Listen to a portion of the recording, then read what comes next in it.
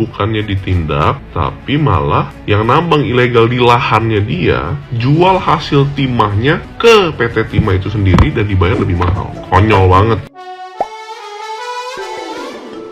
Hola netizen yang tercinta. Suami Sandra Dewi, Harvey Muiz, terjerat kasus korupsi timah. Harvey Muiz ditetapkan sebagai tersangka oleh Kejaksaan Agung. Kini suami Sandra Dewi itu ditahan oleh Kejaksaan Agung. Harvey Muiz terjerat kasus dugaan korupsi tata niaga komoditas timah wilayah izin usaha pertambangan atau IUP PT Timah Tbk. Ia berperan sebagai pemegang saham PT Refined Bangkatin atau RBT. Penyidik menetapkan Harvey Muiz sebagai tersangka setelah menemukan alat bukti yang cukup. Pernyataan itu disampaikan oleh Dirdik Jampitsus Kejaksaan Agung Kuntadi. Tim penyidik telah menemukan kecukupan alat bukti sehingga ditingkatkan statusnya menjadi tersangka untuk tersangka HM selaku pemegang saham PT RBT. Ya, begitulah kata Kuntadi. Harvey Muiz akan ditahan oleh Kejaksaan Agung selama 20 hari ke depan. Penahanan itu dilakukan untuk kepentingan penyidikan. Harvey Muiz ditahan di Kejaksaan Negeri Jakarta Selatan. Ia merupakan tersangka ke-16 dari kasus korupsi tata niaga timah. Total kerugian negara dalam kasus korupsi ini mencapai 271 triliun rupiah.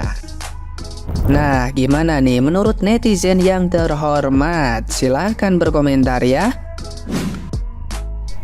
Oh my god, asli loh ya, gua nggak nyangka banget ya setelah si HL hari ini ada berita kalau suami SDW HM ini ya ditangkap gitu karena terlibat juga dalam kasus korupsi timah yang nilainya 273 triliun. Oh my god, gitu. Ini ya, si HM ini kan ibaratnya tuh idola para cewek-cewek, termasuk cewek-cewek yang udah married juga mama ya. Banyak gitu yang mengidolakan si HM ini karena mereka bilang itu paket komplit gitu, udah ganteng, tajir, baik ya, suami yang kayaknya baik gitu, ayah yang baik, pokoknya family man banget deh. Juga istilahnya rendah hati gitu, nggak sering flexingnya atau pamer kekayaannya gitu. Dibilang paket yang sempurna gitu buat seorang laki-laki dan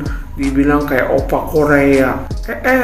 Nggak taunya terlibat juga ya dalam kasus korupsi. Aduh, ini apa ya? Gue sampai speechless ya. Ya, pelajaran yang kita ambil itu ibaratnya ya kita nggak pernah tahu ya rahasia kehidupan seseorang gitu ya. Makanya gue kadang bingung gitu sama orang yang istilahnya di usia muda udah tajir melintir ya, entah itu cewek entah itu cowok, tapi tuh nggak kedengeran gitu kalau keluarganya itu keturunan konglomerat atau apa gitu kan. Kalau misal keturunan konglomerat mah ya kayak Eka Cipta lah ya, Ciputra ya, Lim Swilyong dan lain sebagainya. Gue nggak heran gitu ya, karena mereka kan meneruskan usaha dari ini ya, bisnis keluarganya gitu ya. Atau kayak si Ko Agian gitu ya, yang ini bosnya Agung Sedayu, atau kayak bos Jarum, Gudang Garam dan lain sebagainya. Gua nggak heran gitu kalau anak-anaknya tuh tajir gitu loh, karena kan ya memang dapat warisan dari ortunya ya, juga nerusin usaha ortunya.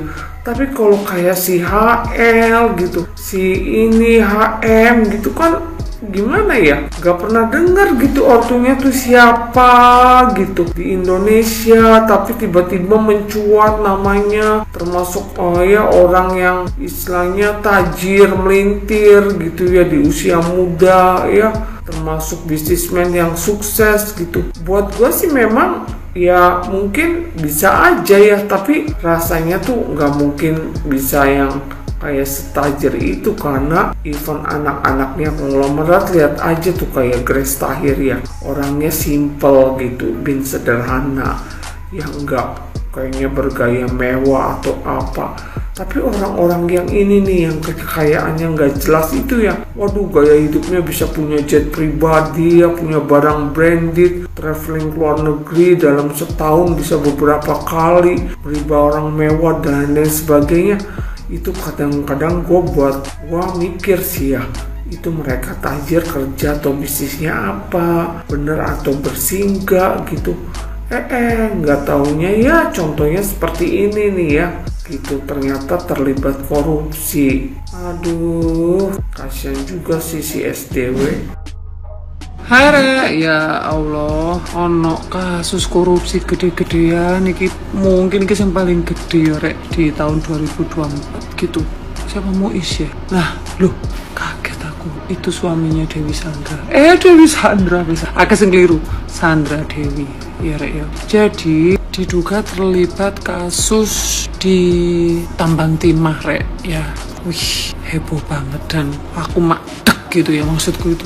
Ya Allah, ini gini ya, sebenarnya aku tuh ngomentarin lagi bahwa banyak orang yang mengidolakan Harvey. Waduh, udah sempurna, kaya raya, ganteng, terus kemudian juga sayang sama istri gitu. Banyak ya mengidolakan, bahkan ada yang bilang sisain satu dong yang kayak gini. Nah ternyata ya itu loh Rek. Jadi kita nggak boleh membandingkan hidup kita dengan orang lain atau apapun itu gitu ya. Syukuri aja apa yang sudah kita dapat dari Allah gitu, karena belum tentu loh ternyata yang kelihatannya itu diem. Menurut aku itu ya, itu kan ini memang masih dugaan, tapi ya kan nggak mungkin kejaksaan itu asal gitu ya, asal tangkep. Pasti sudah mengumpulkan bukti-bukti dong ya, dari yang Crazy Rich di Pantai Indah Kapuk, terus akhirnya ke Harvey Muiz, itu pasti sudah ada bukti-bukti yang valid gitu untuk kemudian menetapkan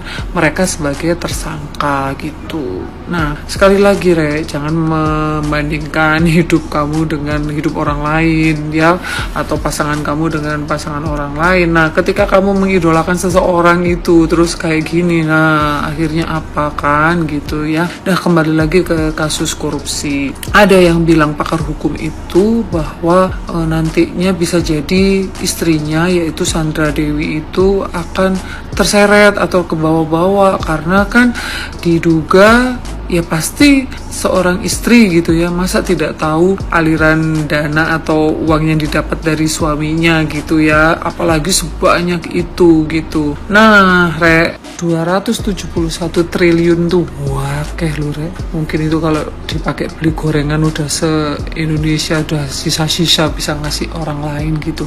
Nah jadi kalau menurut aku ya aku turut prihatin lah ya.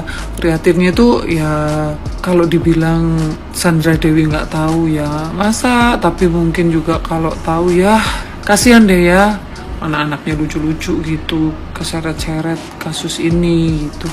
Tapi ya ini tuh kalau aku ngelihat kan ya uang negara gitu loh. Waduh, segitu banyak itu, sementara negara kita itu utang di luar negeri kan juga banyak gitu Rek.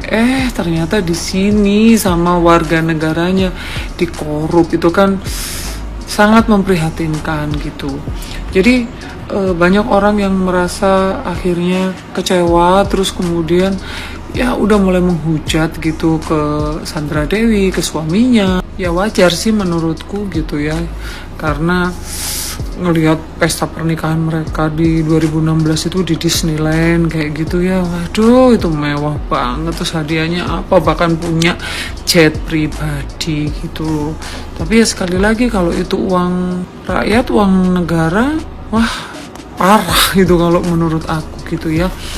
271 triliun Rek, aku gak bayang no ya uang kok bisa korupsi sebanyak itu gitu ya, diduga korupsi sebanyak itu mulai tahun 2015 loh Rek. Berarti kalau 2015 berarti ketika menikah ya sudah ini dong ya, korupsi dong ya gitu. Jadi ya kalau aku melihat sebenarnya ya Sandra Dewi itu vibes-nya tuh positif banget gitu loh. Dia juga tidak yang pamer-pamer walaupun dia kaya raya gitu ya. Cara dia memang mendidik anak-anaknya itu sebenarnya ya oke loh kayak gitu. Dia juga nggak yang itu tadi lah kan kayak artis-artis kan suka pamer. Dia ya menurut aku sih ya kalau dia punya branded ya wajar lah sekelas Sandra Dewi gitu ya. Cuman ya itu tadi jadi Rek ya, makanya jangan mengidolakan ini ibu-ibu, aduh sisain yang kayak gini satu, nah itu.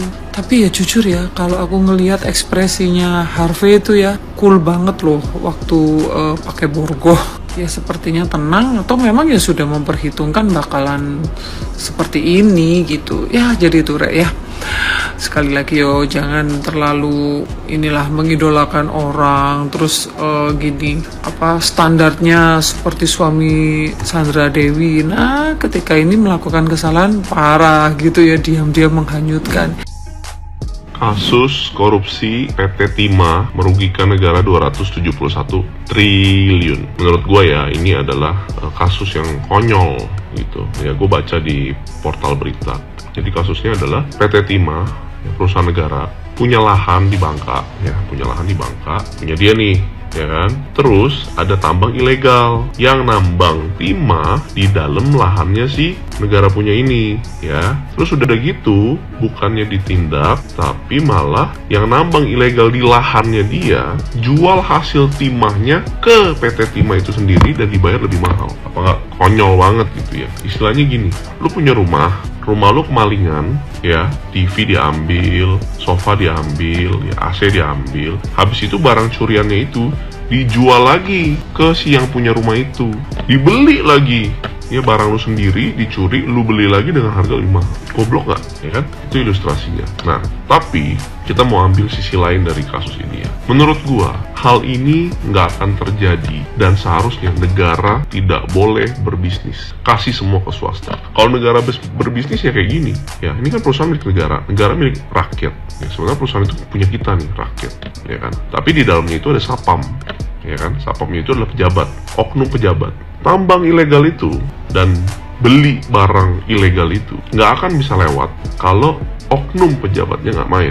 Ya itu udah logika sederhana aja lah, nggak mungkin ya kalau sapamnya nggak main, kalau oknum pejabatnya nggak main. Ya kenapa gue nggak setuju negara tuh berbisnis. Sekarang gini, kalau misalnya seandainya ini kita ngomong pengusaha mau bikin tambang, kalau izinnya gampang dia juga nggak mau ilegal kok. Dia pasti maunya legal, ya kan? Tapi ini pasti ada permainan di dalam nih. Dibikin susah izinnya sama oknum, ya kan?